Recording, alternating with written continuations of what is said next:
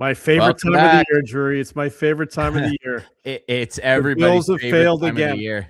Oh, the Bills have, that's why it's your favorite time of the year. That's Suddenly right. you're a big Bills hater. That's right. How about my Lions? Welcome back. How about your Lions? Welcome back to Instigating with Clarkie and Drury. Big show today. A lot to dig into, as Clarkie alluded to later in the show. Special treat. We're going to chat with our golf expert, Ian Doig. He's down there. He's playing on the Legends Tour. He's in New Zealand today. Yeah. He's in New Zealand, but he's been in Australia. Yeah. He's going to be back. He's bounced around. He's on the Legends Tour. He's a busy guy. We're going to check in with him, talk a bit about this live situation. Koepka's coming back. Our other guy's going to follow. We're going to get into all that stuff. But right now, the topic du jour is NFL football, and there's some people we love to go to when we want to talk ball. One of them is our very good friend. You know this guy from Homestand Sports, Fansided. We love our brother, Justin Pooni. Justin, how you doing, brother?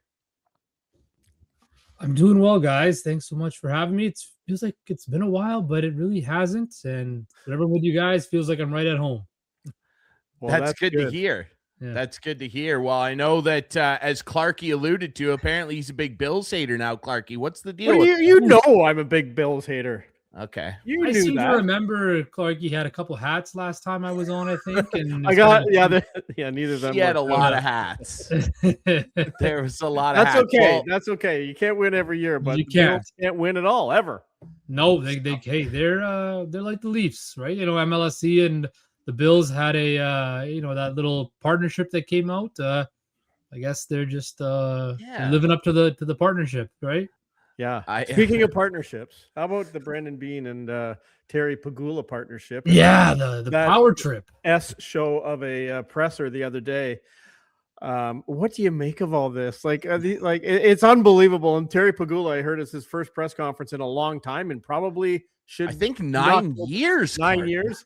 Crazy, and he probably shouldn't have another one anytime soon. You know what? He was mentioning power play a lot when they brought that power play question about Brandon Beane potentially muscling out Sean McDermott. I kind of wish there was a follow-up question on how'd you fix the Sabres power play? Hey, those guys have turned it around quite a bit this season. But no, you know what? I hearken it back to kind of, and Terry Pegula hit the nail on the head. They hit the playoff wall. And this team, the Buffalo Bills, they have a lot of people this year. And I think Josh Allen's a great player. He's probably the second best quarterback in the NFL. But this year it got kind of insufferable, just how much people were kind of coronating him as the best quarterback in football. And that, to me, kind of made him a little bit unlikable. But they hit a playoff wall. And their roster simply wasn't good enough, guys. And their best player did not play well enough in a playoff game. What was it? 5 turnovers. Was it 3 fumbles? Lost 2 of them, the 2 picks. Missed the game-winning, game-clinching pass in the fourth quarter. Missed another pass in overtime. We could talk all we want about Sean McDermott and the Bills. And yes, was it time for a change? Probably was after that 13-second loss to Kansas City. But this falls squarely on the shoulders of Josh Allen, this loss. Yes, the team was not good enough, but he had the number 1 running back in the NFL, had the best offensive line, according to PFF. Take that for what you will. And they couldn't get it done. Who do you have to throw the ball to, though? Hey, you know what? Khalil Shakir has been a good slot receiver. You got some good tight ends. Patrick Mahomes won a Super Bowl with Sky Moore. Right, and McCole Hardman. Yeah, that's the thing here. And look, I love Josh Allen and all the things he does out there, and I want to dig into him a little more in a minute here on that note with people to throw to. But you bring up Sean McDermott, and obviously the interception that was or wasn't. Everybody's talking about what a catch is again.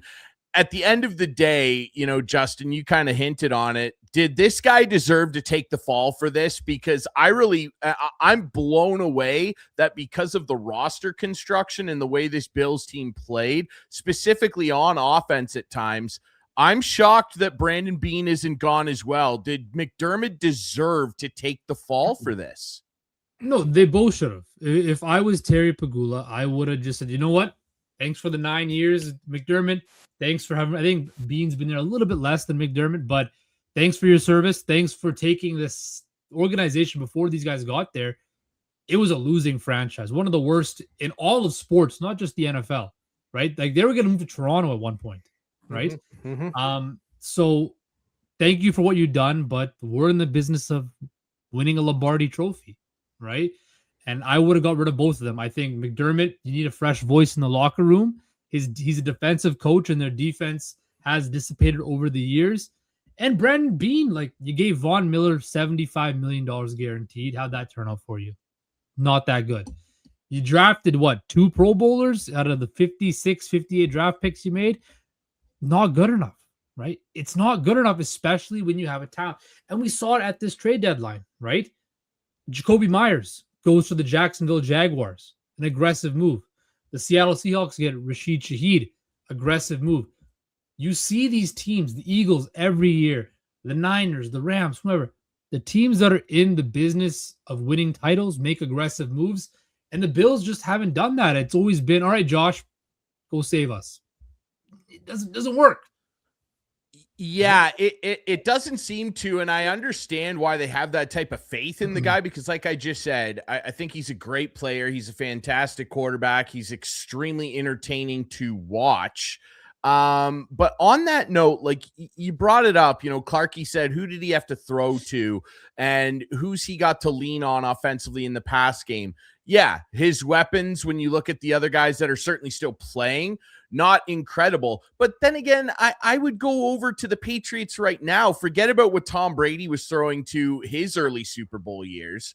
Outside of Deion Branch, who, by the way, was not a household name and was not the most amazing receiver in the world. I remember those days. Do you guys remember who David Patton is? No, you don't. Do you remember Kevin Falk? No, you don't. Nobody remembers those guys outside of Foxborough, New England. So Drake May's got Stephon Diggs. Stephon Diggs had some pretty good games this year, but he's making plays with Kayshon Boutte and Hunter Henry and stuff. So I would say this, I guess, Justin, does Josh Allen need to learn how to be a better passer of the football? Because what I'm going to look back on from that game is not the controversial pick, no pick. I'm going to look back and go, he overthrew Cooks twice. He overthrew McCole Hardman. And at the end of the game, what could have been the penultimate ending play of the game outside of an extra point was that throw to Dawson Knox. That was 3 feet over Dawson Knox's head. Does this guy need to learn how to be a better passer? Because I think Mahomes makes that throw. I think Brady back in the day makes that throw. Drew Brees makes that throw. And the Buffalo Bills, we're talking about them playing the Patriots in the AFC East Championship. It's a good question, Ryan. I like that question a lot. Does he need to be a better passer? A lot of people will take that and be like, oh, what are you talking about? Josh Allen's an elite thrower of the football. That is correct. But you kind of touched on it here, and I want to get your guys' opinion on this too. There's a difference between a good passer of the football and a great clutch passer of the football, right? You look at a guy, you just mentioned it, Mahomes, in those games, right? You know he's gonna make those passes, right? You look at a guy like Tom Brady, you know he's gonna make those passes. Hell, look at the guy who won the Super Bowl last year in Jalen Hurts. Say what you will about Jalen Hurts, but if Jalen Hurts, the one thing we can never say about him is his game doesn't diminish when it matters the most. His game elevates. The 2 best games he's ever played in his career was in the Super Bowl. And for Josh Allen, it seems that when the stakes are the highest, he doesn't play his best. And I think, does he need to improve as a passer? No. Does he need to be smarter with the football and a more cerebral passer of the football when it matters the most? Absolutely. I think Josh Allen needs to get rid of those turnovers and learn and take a page out of Brady and Mahomes, where I don't need a home run ball every single time. Take it piece by piece, chunk by chunk, those methodical drives, because that's how you win in the playoffs, right? We see it every year. The team that controls the time of possession, the teams that make the least amount of mistakes, they win the Super Bowl, right? And Josh Allen, time and time again, makes those critical errors at the critical time. And that's a large reason why the Buffalo Bills have never even made a Super Bowl. It's not a lot of people were saying this year, and I'm sure you guys, talked about this as well, that the boogeyman or, the ghost of Patrick Mahomes is not there. It's the Bills' time, right? Everybody thought that, but maybe the real ghost is Josh Allen just can't get out of his own head and play smart football when it matters the most. That could be the case, right? And like, look, like for Bills fans, and like we got buddies that are Bills fans. They're all over the place up here. Like, I think this guy is completely capable of winning a Super Bowl. I think he can win multiple Super Bowls. I look at it sometimes and everyone is going, oh, the GM screwed us with the roster. The coach made bad decisions. That wasn't an interception. I'm like, you guys had multiple opportunities with the ball in this guy's hands to win the game, and eventually after like 8 or 9 years, like this guy's 30 now, Justin. Yeah. I expect a big game-winning throw from a quarterback. I love all the game-breaking plays and shuffling out of the pocket and getting away from guys and the size and everything. I love it.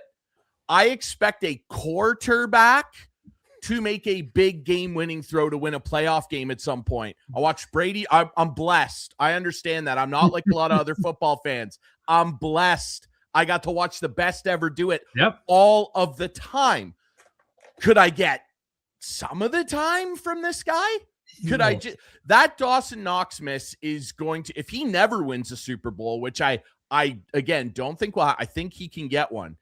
If he never wins one, that miss is going to live in Buffalo Bills fans' heads, just like wide right in the Super Bowl that year. Seconds, right? 13 seconds, 4 straight Super Bowls in the 90s, couldn't win them.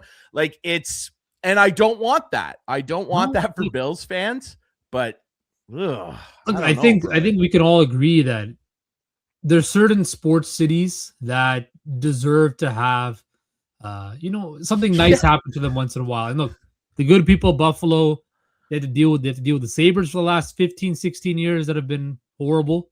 And the Bills, just playoff heartbreak after playoff heartbreak. But I think the Bills, this year, I've really tried to limit the amount of what sports content I intake, right? I really decided to make a conscientious effort, especially this football season, to really just start making my own analogies and not letting all the other narratives and hot, air blowers out there to skew the narrative.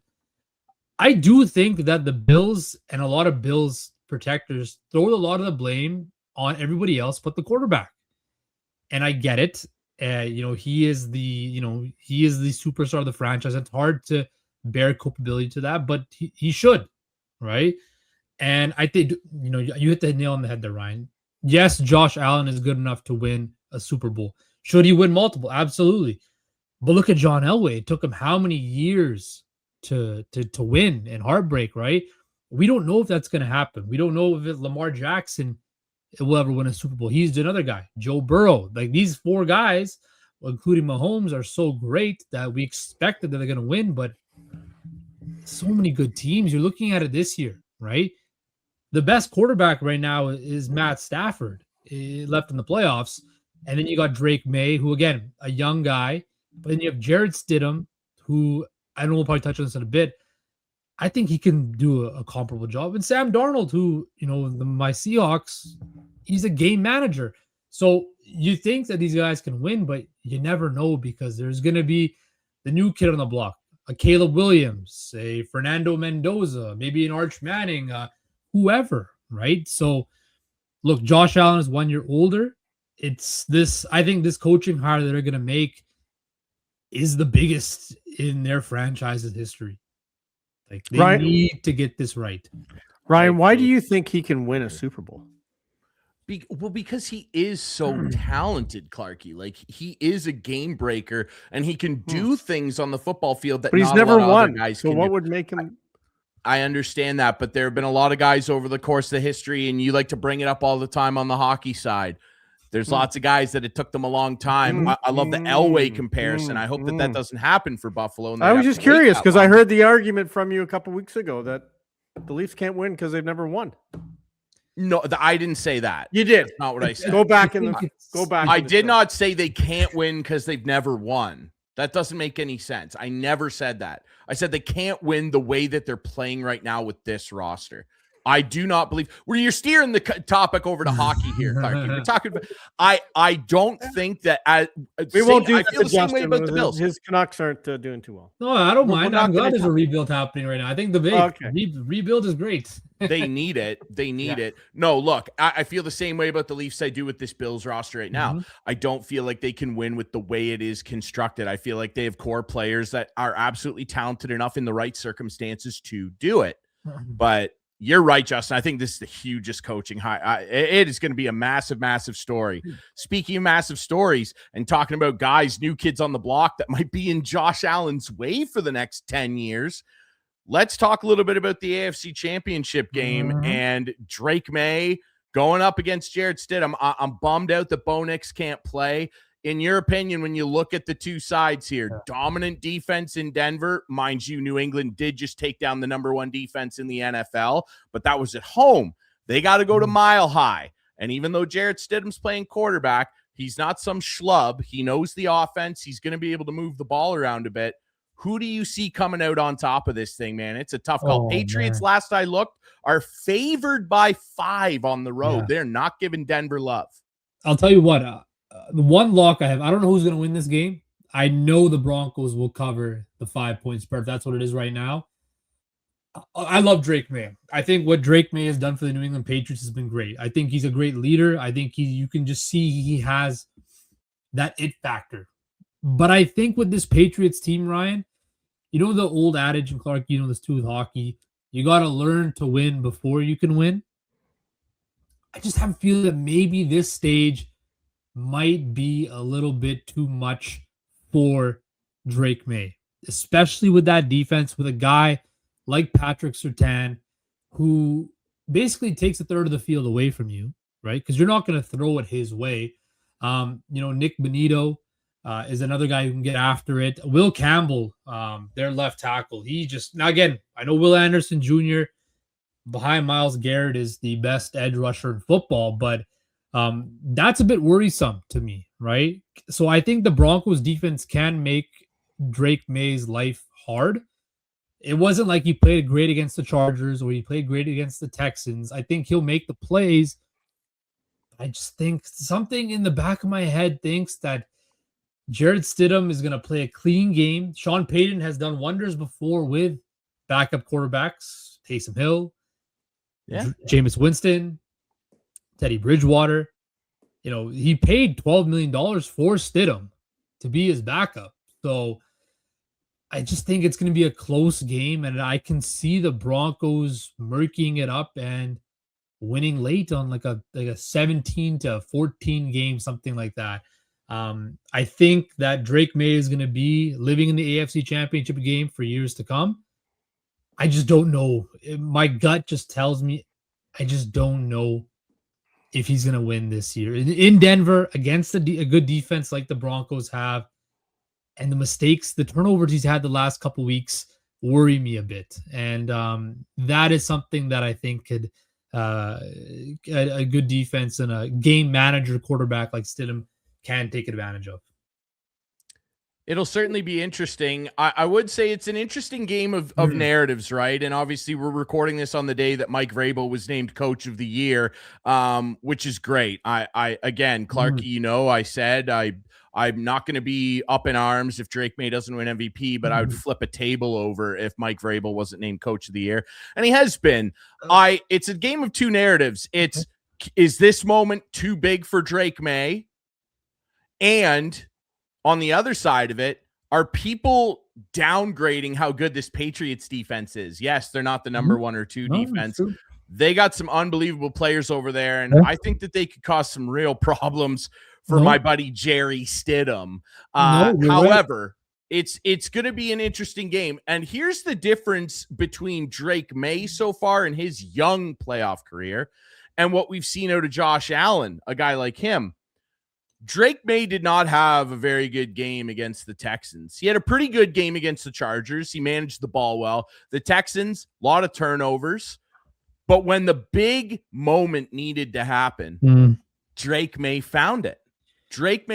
And the other thing, too, is that they've got that twin-headed monster at running back. Trevion Henderson has come out of nowhere, and Ramondre Rumble on Stevenson. I think that could cause me a problem. It's going to be an unbelievable game. Yeah. I can't wait. I'm obviously leaning Patriots, but I wouldn't be shocked if Denver did this. Home field, Jared Stidham with some good weapons to throw to, and that defense, Surtain's going to make noise. I just hope Christian Gonzalez can answer it. Hey, let's switch. Yeah. Go ahead, Justin. I was going to say, people don't, you talk about the Surtain and the Stingleys and stuff like that, but Christian Gonzalez, who forced the fumble last week against the Texans? Christian Gonzalez, right? Gonzalez, Barmore, Ellis. Milton Williams has been great on that defensive line, right? Davis. They got... You know what the crazy thing, too, is that I'm hyped up about as a Patriots fan? We're doing this with the most cap space in the league. Yeah. I don't know how they're doing this. It's Mike Vrabel. And Mike Vrabel. They got the quarterback right? Quarterback, head coach, you get that right. A lot of things, end up running, he covers a lot of things up. Let's just say that. It covers quite a bit up. Clarkie's Lions are wishing that they could have done that this year. It is Lions, right? Not the Ravens. You're not. Well, does it matter? I don't know. Does it matter? You tell me. Well, I know something that does matter to our guest is our next topic, and that is the NFC Championship. Two big powerhouses. It's the immovable object meeting the unstoppable force here. It is the incredible offensive juggernaut in the LA Rams against this gentleman and one of the best defenses we've seen in the NFC in a really long time. Sam Darnold is not seeing ghosts anymore. He's not in New York. He's doing great things for this Seattle team. You're a big Seahawks guy, Justin, but as unobjective as you can be, how are you feeling about how this game is going to turn out against the old wily veteran Matt Stafford? Well, yeah, you mentioned Ryan. The Seahawks have masked a lot of the pain being a Canucks fan this year. It made me feel that I can love sports. Good things can happen. Yeah. It starts with the coach, the head coach Mike McDonald. And I don't know if you guys saw that video the Seahawks put out on social media yesterday, where he kind of called a shot, saying his very first meeting with the team back in 2024 when he got hired. He said, imagine this, NFC Championship game, it's 30 degrees, it's raining, we're hosting it, and we're ready for this moment. And the culture that he's built over the last 2 years after Pete Carroll left has been absolutely dynamic. They have built the right football team. They've hit on the draft, and they have a quarterback in Sam Darnold who they don't need to throw him for him to throw 40 times. I don't want Sam Darnold throwing the ball 40 times because that means the Seahawks are behind and they're going to have Sam Darnold lean on his arm to win the games. It starts with that defense, the number one defense in football. It starts with the running attack with Kenneth Walker, who seems to now be getting a lot more touches with Zach Charbonnet's ACL. And you have Jackson Smith and Jigba, who is probably going to win Offensive Player of the Year. And you have a guy in Cooper Kupp who's a vet. Those are the guys that you lean on before Sam Darnold. So when I look at this game, do the Rams scare me? No, they don't scare me. Does Matthew Stafford and Sean McVay scare me? They don't, because you've seen this team twice already this season. And one could say, if Sam Darnold keeps the ball clean in both those games, the Seahawks win those games kind of running away, right? So what it comes down to with every Seahawks game, and it's going to be like that until they win the Super Bowl, and if they do with Sam Darnold, is can he keep the ball clean? That is the biggest thing. If Sam Darnold keeps the ball clean, does not give it up, does not give it up in bunches, and that defense plays the way they can, they win this game. I don't have a doubt about it in my mind. And then you throw in on top of that a guy electrifying as Rashid Shaheed in special teams. Wow. I mean, what a pickup do they have, right? I don't know if that was the most objective analysis of it, but that's what I'm going with. Seahawks are the most complete team in the NFL right now. And I don't think anybody can argue that. They're playing like it. They're playing like Right. it, which is the most important thing. And I mean, that defense is scary to anybody. What needs to happen for this gentleman right here to negate everything you just said? I mean, obviously, I think on the offensive side of the football, they're the most complete team. On the offensive side of the football, with their attack, I mean, Devontae Adams is your number 2 guy wide. Everybody knows what Puka Nacua is all about. The guy's a freak. And this dude's a wily old veteran who just knows everything. He's seen every situation you can throw at him. What does Matt Stafford and his teammates need to do to come out on top of this thing? They need to protect him. That's the biggest thing, right? He's not mobile like Brock Purdy was. Brock Purdy, I think, ran for his, I don't know, there's some crazy stat that he rushed around for like a whole bunch of yards compared to what he threw for. He was running for his life last week, and Matt Stafford can't run for his life. He doesn't have the facilities for that. He's already has a banged up finger too, so that's gonna be a thing to watch for. Because the Seahawks, what are they gonna do? They're gonna try to collapse the pocket, make him throw quickly, and if you get finger jammed on that, you're gonna get it messed up even more. Kyron Williams, Blake Corum, can they establish the run? Because Christian McCaffrey and a lot of other running backs have not been able to against Seattle. If those two cannot establish the run at all, I mean, yeah, you could throw it to Puka Nacua, who's had great games, but is he going to win the game single-handedly? I don't know. Devontae is back, but again, they haven't looked that impressive in this playoffs, right? No. Stafford, they had a scare against Carolina, dude. If it wasn't for Puka Nacua playing great defense, maybe they don't even get out of the wild card round, right? So it was testy. It's for me, the biggest thing for the Rams is that run game. Can they establish that run game? Because that will set up the rest of their offense. If not, yeah, it might not end well for them. Don't you think it'll go back to what you said about Josh Allen with 2 close games potentially going on?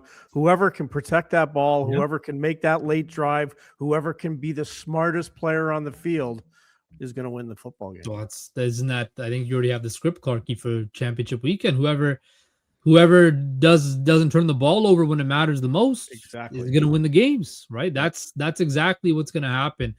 I think Stafford is prone sometimes to throw picks. He hasn't done it this year, but it's in his DNA. Darnold can throw a lot of picks as well. So again, which quarterback is going to bite first? Who's going to toss that pill up and make that mistake when it matters the most? And then can that team capitalize on that mistake? Because if they don't, then the game keeps on going on, right? So turnovers are a big thing, right? Turnovers are a big thing. Then also, that crowd in Seattle is going to be jacked up. So how do the Rams adjust to that? Because Chicago was loud, but Seattle's a different beast when it comes to loud. Yeah, the 12th man. I mean, it gets loud there. They're going to be tipping the Richter scale for sure. It's going to 2 unbelievable football games. I think Rashid Shaheed's probably the X factor in that one for me. If he can make another big play on special teams, look out. Quickly, let's go around the table, toss out some score predictions. Clarky, what are you feeling? Patriots, Broncos. Give me a score prediction here, brother. I hate to say this. Yeah, okay. But I think the Patriots are going to the Super Bowl, and they will win 24-17. Okay. And on the other side, Seattle's going as well, and they will win 20-13. I like that. Justin likes that. Rematch of 2014. Yeah. Justin, what are you thinking here? I think on the AFC, again, I kind of said it when we talked about the AFC Championship game. I think I don't know, something about me just thinks the Broncos somehow win this game. I think they win like a 17-14 game on a last-second field goal. I think that's what happens. I think Drake May plays well enough to win. I just think that this young Patriots team makes one mistake on defense, and Sean Payton exploits that. And hey, I honestly think, Sean Payton had some bad luck with the refs in an NFC Championship game. I think he might. I don't want this to happen, but it wouldn't surprise me if some calls go his way on Sunday. So I'll go Broncos 17, Patriots 14. Ooh. Okay. And in the NFC, God, I really don't want to jinx this, but I really do. I think the Seahawks win 24-20. 24-20. Defense makes a stop on the last drive, and they win this game. Yeah, I think that's Okay. 24-20. I like that. I'll Jury? start with the Seahawks because I'll save my Pats for last. Yeah, I like the Seahawks 24-21. Nail biter. Stafford will throw 3 touchdowns, but it just will not be enough. That defense will come up with a big play on the final drive, and that'll be it, and the clock will run out. Patriots. Look, man, he hasn't given me a reason to doubt yet. No? I was a little nervous going up against that top-ranked Houston D, and he made the big plays. Like, guys, it feels like that 2001 team with a young, fast defense, not the all-pros that team had, although Christian Gonzalez is certainly going to win plenty of those. Future Defensive Player of the Year, too. But it just feels like the offense has a bunch of guys that just show up and can contribute in different ways. No one's a superstar on that offense other than Drake. I feel like Stephon Diggs is going to have a big play in this game. He wants to prove everybody wrong that let him go in Buffalo and Houston. Patriots 20, Broncos 10. That's what I'm feeling, man. I don't think Jerry Stidham. If I'm looking at these two quarterbacks, I like what Drake May brings to the table more than Jerry Stidham. Sorry. Okay. I know his name's Jared, everybody, by the way. It's an inside thing. He's Jerry. He's Jerry until he wins this game, and then I'll call him Jared, all right? Former Patriot. I honestly hope the Broncos win because I do have a friend who's a big Broncos fan, and he's such a big Broncos fan. I don't even know his first name. I call him Bronco. Right. And he's there like over the top Broncos fan. Love it. Him and his wife, Mel, I coached Mel in ball. So I hope the Broncos win, but I think the Patriots will win. I like that. You want to know what's awkward for me, gentlemen? My beloved Kate. We just surpassed our 8-year anniversary the other day. Broncos fan. Oh. Tough one. So it's going to be a dicey night. Tough one. In the Drury house. You need to put, like you did when Ovechkin scored his goals and that. You need to put the video, the phone down and record some of this next week. We'll see. We don't like to banter each other too badly, so it might not be that entertaining. We're pretty chill. We're chill about it. Justin, thanks so much for doing this, brother. It's always great to catch up with you when we want insight on the NFL, brother. Enjoy the game. I hope things turn out well for your Seahawks. I'd love to see a rematch of 2014, brother. Best of luck. Absolutely, and let's hope the Leafs are sellers at the deadline too, guys. That's so wait. Hold on, we must have 30 seconds. Like we've always said, this team was not built for the playoffs. Yeah. Okay, so right now they're not built for a great regular season. Who cares? Because they've been built for a great regular season in the past. Yeah. And what has it got them? They're not going to be sellers. They're going into the playoffs with the best bottom 6 they've ever had, and it's got to play out. Clarky, that's not a great argument. Punt on this year, get some prospects, get that prospect pool back, get some picks back. Not happening. Through your cat books a little bit. Not happening. It's not happening. Retool year. I'm in a full rebuild. Happening. I'm telling you, it's not happening this year. Maybe next year, but not this year. We'll see. Justin, good luck to those rebuilding Canucks, brother. Thanks for doing this, buddy. Go play some piano. See you, dude. All right, ladies and gentlemen, there's our friend Justin Pooni. You can find his work writing Canucks content for Fansided, and of course, check out all the great work he's done for Homestand Sports. Yeah, it's going to be interesting, Clarky. About a minute or two left here. Yeah. And boy, those hockey standings, they are not getting any less bunched up. Crazy, and that was a tough loss to Detroit the other night too, in overtime, giving them every loss is tough, dude. Every loss is tough. But you know what? It is. I honestly, and of course, I'm going to feel this way. They're going to make the playoffs. I think they can. And as crazy as this sounds, but I think the Terry Pegula presser and the Buffalo Sabres angle of those players watching this, the Sabres are going to start a fall right now. You watch. Mark my words. Well, they've. I Done know it has before. They nothing to need do with show- the Sabres, except No, that he well, owns it does. the team. He's the owner. He's I the just owner, think right? Like, that they fired the general manager. yeah, they fired Kevin team, Adams, and the team turned around. Now, well, Yarmo, go back. Yarmo's, I get it, but I'm just telling you, the Sabres will be the team looking. They're gonna hit a skid, and the Leafs. We'll see. They've done it all the time. Remember that year a couple years ago when Jeff Skinner was still on the team and they won 10 straight. Yeah. They won like 6 of them in overtime, and then they just absolutely hit the ditch. Yeah. I don't want that for you, Buffalo, but we'll see. All right, we'll take a quick break. When we come back, as promised, our Here we go. expert, Ian Doig, the Down Under Thunder, I'm going to start calling him, playing on the Legends Senior Tour. Apparently. Yeah, a lot of rain over there. He's playing on the Legends Tour in Australia and New Zealand. We're going to catch up with him from New Zealand after the break here on Instigating. My goodness. Wow. Look at this. It is Mr. Down Under Thunder himself, Ian Doig, our golf expert, is back on the show. Doigy, my goodness, you look like you've been catching some sun, brother. You're almost the same tone as your shirt. Yeah, it's been pretty nice down here. I spent a couple weeks in Aussie, where it was anywhere from 27 to 33 every day and sunny. So that was good. Okay. And I'm in New Zealand now. We've had record rain here in New Zealand the last couple of days. As a matter of fact, state of the emergency, roads closed, mudslides, all kinds of stuff. And actually, when I was driving in yesterday, the road I was on, about 5 cars ahead of me, we were in a gorge, big river gorge. And about 5 cars in front of me, a tree fell across the road and almost hit it. And we had to get rerouted back out of there and that through this gorge and everything. And they had 400 millimeters of rain in less than 40 hours. Oh, my God. That's insane, dude. It is. It's insane. Yeah.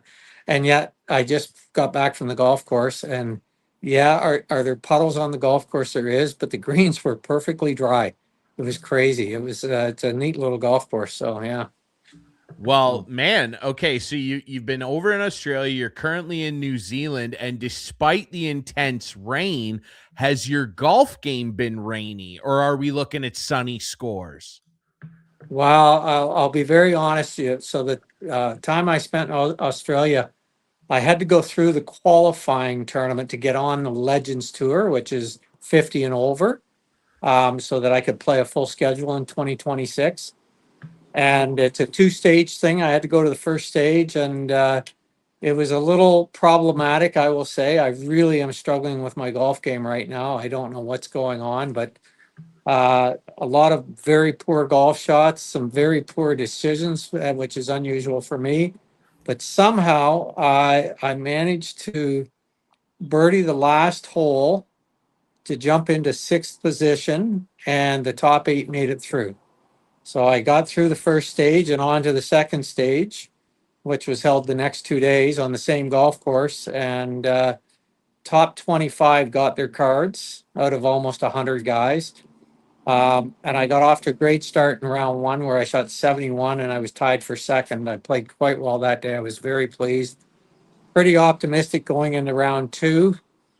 And I got off to a pretty good start after 4 holes. Pretty solid, and then the hit the fan, and it was ugly, and it was a grind from there on out. So much so that I doubled number 5, I doubled number 7, I made a bad bogey at 8, a 3-putt bogey at 9, and they had live scoring going, and so I went and checked the live scoring, and when I stood on the 10th tee, I was outside the top 25 after starting the day tied for second. And it was just a grind. I was fortunate enough that I birdied the 11th and I got it up and down on 10. I got it up and down on 13, 14, 15, and then bogeyed 17. When I bogeyed 17, I was in 23rd position. If I make par or bogey on the last hole, I could miss. And I hit 2 great golf shots, hit driver and a wedge to about 9 feet and made the putt for birdie and jumped up to 18th and got my card. Yes. So, yeah, it was pretty intense. What's that? A little applause. You buckled down, you got her done. Yeah, I did. I got it done, but man, I'll tell you what, it was dramatic, and I felt the pressure because, if I miss, I've come all this way, and I got to basically turn around and get in a plane and go home. And A little bit of pressure. You know what which, Doigie did? yeah, You know what, Clark? You know what Doigie did? Because, earlier we were talking about football and, my Patriots are rolling again. What Doigie did was he was Tom Brady down 28-3 to the Atlanta Falcons. And when it came time for clutch play in the fourth quarter, he got it done. You're Tom Brady. But he was the Atlanta Falcons to begin with, being in second place. Yeah, but then it's a little bit of both. He's Tom Brady. A little bit of both. Yeah, I am honestly, I'm really struggling with my golf game right now, probably more than I ever have in my entire life. And it's the thing of it is I'll go on stretches where I look like I should be on the PGA Tour for 3 or 4 holes, and then I'll play 3 or 4 holes where I should be on the curling tour or the Tiddlywinks tour or something because it feels awful. I talked to my physiotherapist. So about 6 months ago, I started working with a new physiotherapist, and she did a baseline test on my hip movement and the speed of my hip movement. And we really started working hard, and I've been really doing the things that she's asked me to do. And just before we left, we tested them again. And not only are my hips moving farther, they're moving faster. And she actually said to me, she goes, I'm going to make your body move better, but it might screw up your golf game. Uh-oh. And I'm starting to believe that that's what's going on right now because I'm hitting shots that don't make any sense to me, but I can feel my body moving better. And so it's just going to be a matter of time where I learn how to sync everything back up. But in the meantime, I'm caught in between the two. And it's really like in the practice round today, I hit a couple really good drives, but I hit a shank. I hit 2 6-irons that barely got off the ground. I'm like, what is going on out here? But you know what? I will grind it. Tomorrow is my first tournament. It's a 1-day event, and I will grind my butt off and figure it out, see what can happen. So yeah. I hate to say it, but it sounds like you're playing a little like me at times. Yeah, and that scares the hell out of me, Clarky. I don't know if there's any Well, he said Clarky it's shank. chili dips going on. We got some pictures here. This is New Zealand. That is New Zealand. That's a golf course called Titirangi. It's basically 10 minutes from the central business district of Auckland, designed by Dr. Alison McKenzie, who is the designer of Augusta National, Royal Melbourne, and my favorite golf course in the world, Cypress Point. Built in 1927, absolutely spectacular. I would have loved to have played it on a sunny day, but we had about 80 millimeters of rain that day. I was soaked through like a rat. It was awful, but I had a blast. So, and you're staying just down the street, I see.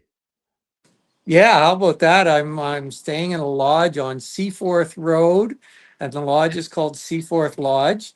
Great little room. I'm less than a minute walk from the ocean, just on the street right behind me here. I walk down that over the sand dunes, and I'm out on the ocean, and I can go for a dip. And yeah, it's just absolutely, you know what? It's heaven. It's beautiful here. I love it. I gotta tell you, Doigie, I'm so happy for you, brother. And your golf game's gonna turn around. I know that.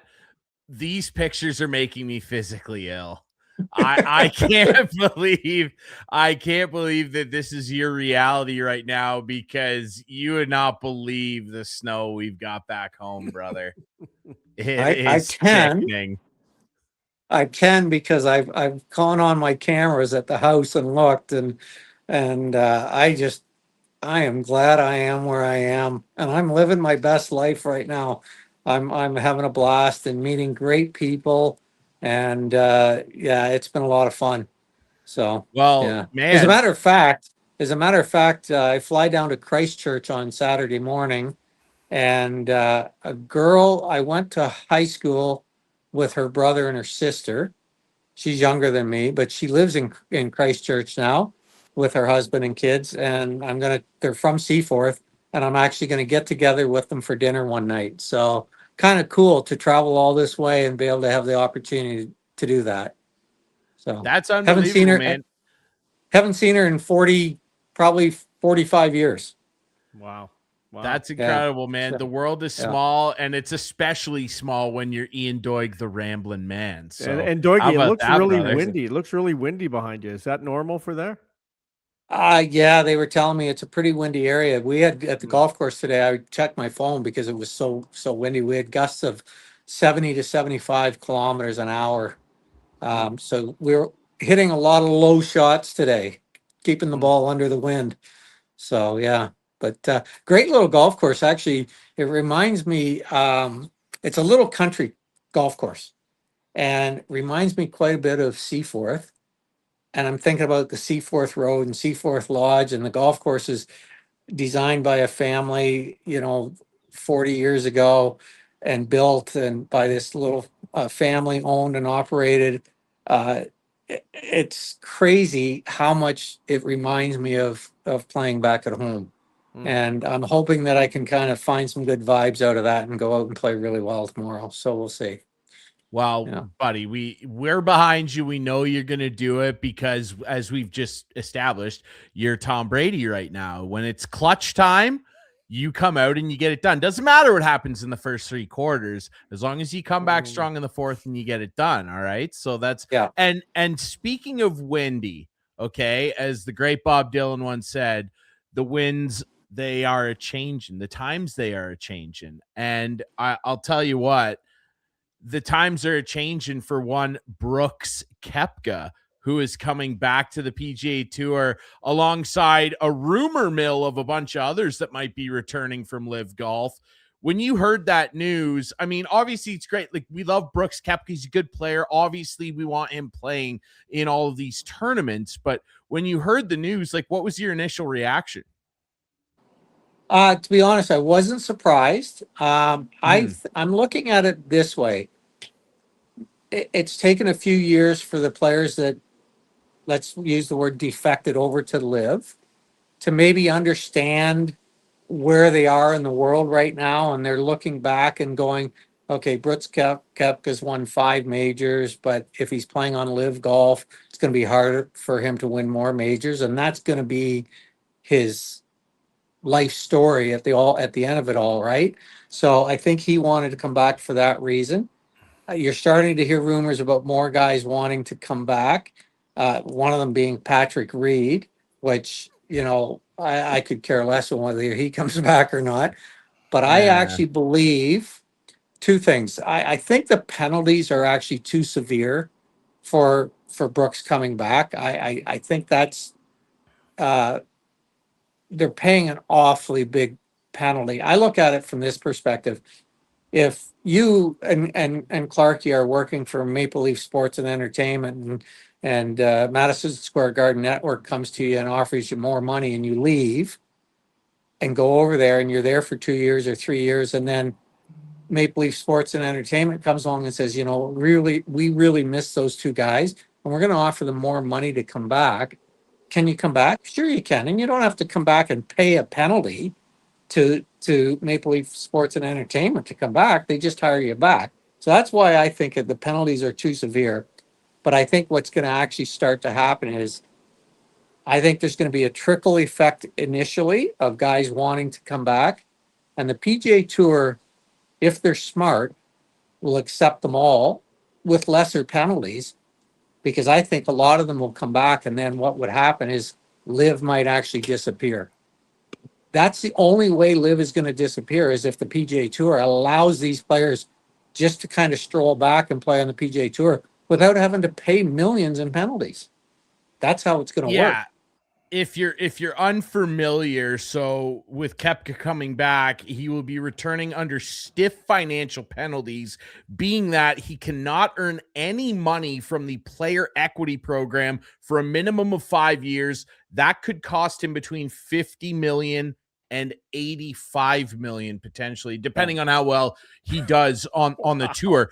It's It's a stiff, and I agree it's too stiff, Doigie. Yeah. I will say that I'm glad that there's at least a penalty in place because these guys really stiff the tour. I mean, they're too intense, the penalties, but I'm glad something is happening. Yeah, I agree. I think there should be some kind of a penalty to come back, but a penalty of $50 to $85 million. I mean, that's life-changing money. And I think that if the penalties are that stiff, there are going to be players that look at it and go, yeah, okay, I would love to go back and play the PGA Tour, but I can't afford to do that. I'm better off staying at Live. But you can still make money if you win tournaments, right? You can still make money. Yeah. The big penalty is I think there's a penalty up front. He has to pay do a $5 million donation to charity. Yes. But the big one is this equity, because now with I can't think of the name of the sports conglomerate that's kind of backing the PGA Tour now and making it into a equity form. So as you play and the more tournaments you play in, the better you play, the more money you earn, the more equity you earn in the PGA Tour. And therefore that builds up your equity. And so, but they're penalizing. Brooks Koepka can't earn any of that for 5 years. Well, in 5 years, he's going to be at the end of his career. So they're basically penalizing him until the end of his career. Right. Mm-hmm. And so I think that's too severe. You know what? Take his equity away for a year, maybe two. Okay. Make the $5 million payment to a charity. Okay. Because when he bolted, he made $100 million, but he has to pay penalties to leave Live as well. Right. So he's getting penalized from both ends of the spectrum. And I'm not sure that's right. Mm-hmm. Yeah, it feels a little too severe. I mean, yeah, I agree with the penalty being in place, but like, what if this potentially scares off some guys that are like, man, I'd like to come back, and then they're suddenly going, oh, geez, I don't know if like Dustin Johnson, guys like that, like Patrick Reed, for as much as we malign the guy for good reason, like, yeah, some of these guys might go, I don't know, maybe I'll just wear shorts and blare music over here. Right, exactly. And that's my fear is, and I think if the PGA Tour looked at it and said, look, we're going to lessen these penalties a little bit, make it a little more easier for them to come back, I think there'd be a mass exodus from Live. And then Live would have to learn how to exist in that world. Or what I would see potentially is Live would end up recruiting younger players that haven't established themselves on the PGA Tour yet, and they're going for the easy money potentially, right? How about older players, Doigie? Or older players, but I don't think that there's a draw for older players on Live. Like who wants to go watch, Phil because he's Phil, but the older players are starting to lose their game, right? So who wants to watch that? Like, who wants to watch me shoot 77? I was thinking about you, buddy. Well, if somebody's got a check for our buddy Doigie, if the we can relate more with watching you. Well, yeah, you guys can because you know me. But there's an old saying on the PGA Tour, on the Champions Tour, they'd rather watch Lee Trevino shoot 83 than Ian Doig shoot 65 because most people don't know who I am, right? And I get that. I understand that. And that's why the Champions Tour is the way it is. I don't agree with it. So what you need to do, what I was going to say, what you need to do is get over there, get into restaurants, talk to people and tell them who you are. You never know where that might lead. Well, you never know. I'm hoping that I can maybe find a couple corporate sponsors while I'm over here for the rest of the year because it's damn expensive. It's damn expensive over here. Let me tell you. I went out the other night and had a chicken Caesar salad and a beer, and it was like $43. Oh my God! What is going on, right? So, and parking the car. So you check into hotels. Now, I mean, I knew this. I wanted to stay in downtown Auckland the other night, so I checked into this CBD, Central Business District, so I could do some sightseeing down on the harbor and everything, and that. But you pay for you pay for the room, but then you go to check out and you've parked your car there for a night or two, and it's $50 a night to park your car. Oh my Oh, So yeah, God. it's something else. It's every time you turn around, you're reaching into your pocket, it seems like. So I need to play well or need to find a corporate sponsor, one or the other. So Yeah. Yeah, it's Yeah. time to start calling in some favors for chicken Caesar salad, brother. Like that's Exactly. intense stuff. I'll if I can, I'll throw another Bob Dylan quote at you. You don't need a weatherman to know which way the wind blows, right? So you know Right, where to right. go. So You know where to yeah, go and find these people. Well, Doigie, yeah. I'm glad to hear you're having a blast down there. I know the golf game is going to turn around for you, dude, and it's going to be great. I'm glad to see you having fun down there. For people that, haven't been able to get out there to Australia, New Zealand, like what's the golf culture like out there?